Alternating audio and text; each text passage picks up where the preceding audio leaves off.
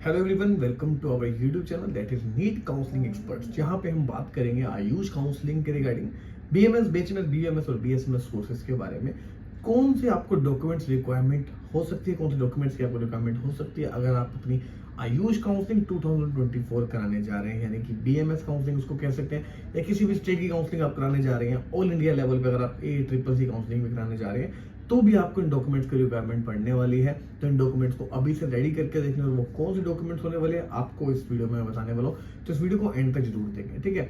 और इसके अलावा आपको बताऊंगा काउंसलिंग की जो एक्सपेक्टेड डेट है वो क्या है यहाँ पे इस बार के लिए 2024 के लिए वो क्या हो सकती है, ठीक है। तो चैनल पे नहीं तो चैनल को सब्सक्राइब कर लें। इस चैनल पे बिल्कुल डेडिकेटेड आपको आयुष काउंसलिंग से रिलेटेड वीडियोस मिलती रहेंगी, तो इस चैनल को जरूर सब्सक्राइब कर लें, ठीक है। और इसके अलावा हम बात करते हैं काउंसलिंग के बारे में, ठीक है। काउंसलिंग कब स्टार्ट होगी उसके बारे में बात करेंगे, बट पहले डॉक्यूमेंट्स पे आ जाते हैं, ठीक है। आपको पास डॉक्यूमेंट्स होंगे जो ऑलरेडी आपने नीट के जब आपने एग्जाम दिया था, एडमिट कार्ड आपको मिला हुआ, ये सब आपके पास चीजें होनी चाहिए। बट आपको मैं काउंटिंग वाइज बताऊंगा आपको चाहिए क्या क्या, ठीक है। अगर आपके पास एक पेपर है तो नोट कर लीजिए, ठीक है, उसमें आपको काम आएगा।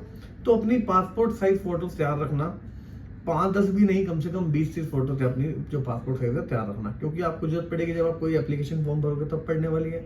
उसके बाद आपको पड़ेगी जब आप काउंसलिंग में अप्लाई करोगे तब आपको जरूरत पड़ेगी, डॉक्यूमेंट्स वेरिफिकेशन के लिए जाओगे तब पड़ेगी, किसी कॉलेज में एडमिशन लोगे तब रिक्वायरमेंट पड़ेगी, तो उसकी पड़ती रहेगी आपको जरूरत। तो आप एक बार अपने जो पासपोर्ट साइज फोटोज हैं कम से कम 20-30 कॉपीज बना के रख ले, ठीक है। और जब आप कोई भी एप्लीकेशन फॉर्म फिल करोगे तो आपने एक साइन अपने जो है उसकी एक सॉफ्ट कॉपी रेडी कर ली, ठीक है, साइंस की अपने सिग्नेचर की, और एक थंब इंप्रेशन का जो अपने थंब का इंप्रेशन है, थंब का, और साथ में इंडेक्स फिंगर का भी, ठीक है, जो हमारी ये वाली फिंगर होती है इसका भी आप जो अपने पास वो रेडी करके रखें, ठीक है। और अब हम बात करते हैं आपको कौन कौन से मार्कशीट्स चाहिए, ठीक है। तो अपनी जो 10th की मार्कशीट है, ठीक है, क्लास 10th की जिसको हम कहते हैं, तो उसको आपने रेडी करके रखना है। क्लास 12th की मार्कशीट है वो रेडी कर लेना। इसके साथ साथ 10th का एक सर्टिफिकेट भी होता है वो भी रेडी करना, और 12th का भी सर्टिफिकेट होता है वो रेडी कर लेना। एक पासिंग सर्टिफिकेट मिलता है 12th में, ठीक है, वो रेडी करके रख लेना। और इसके अलावा कई जगह हाई स्कूल सर्टिफिकेट भी कहते हैं, तो वो उसको आप कंसिडर कर सकते हैं, ठीक है। माइग्रेशन सर्टिफिकेट होता है वो रेडी रखना है अपने, अपना करेक्टर सर्टिफिकेट होता है वो रेडी रखना है अपने।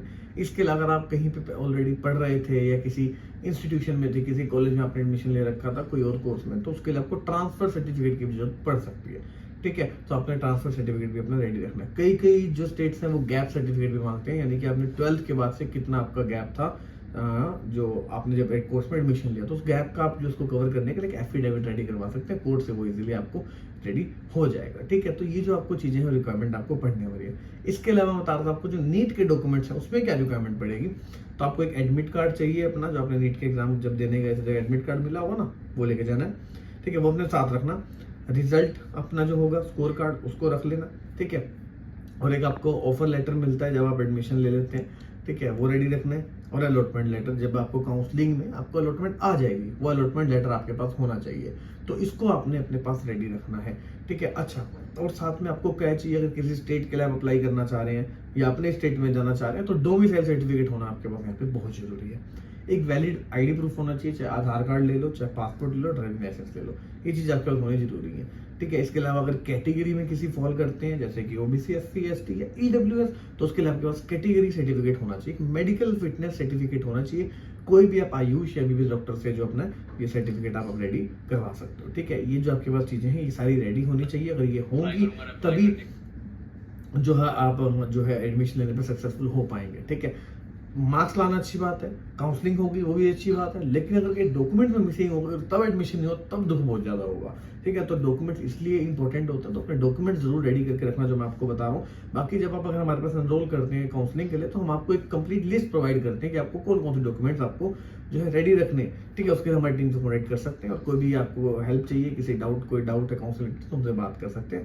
तो ये भी के लिए वीडियो थी। नंबर नीचे दिया है 9056450359, नेक्स्ट इज 7696450359। इस नंबर पे हमें कॉल करके जो कोई डाउट है, कोई क्वेरी है, काउंसलिंग करवाना चाहते हैं तो हमसे आप बात कर सकते हैं, हमारे काउंसलर से बात कर सकते हैं, ठीक है। आपको प्रॉपर गाइडेंस मिलेगी, और चाहे तो आप ऑफिस भी आकर विजिट कर सकते हैं। एड्रेस आपको डिस्क्रिप्शन बॉक्स में मिल जाएगा। अभी के लिए वीडियो से मिलेंगे आपसे नेक्स्ट वीडियो में, अंटिल देन। लेकिन हमारी एक टॉपिक यहाँ पे रह गया, ठीक है। वीडियो को जाने से पहले आपको मैं बता दूं हमारी काउंसलिंग कब स्टार्ट होगी।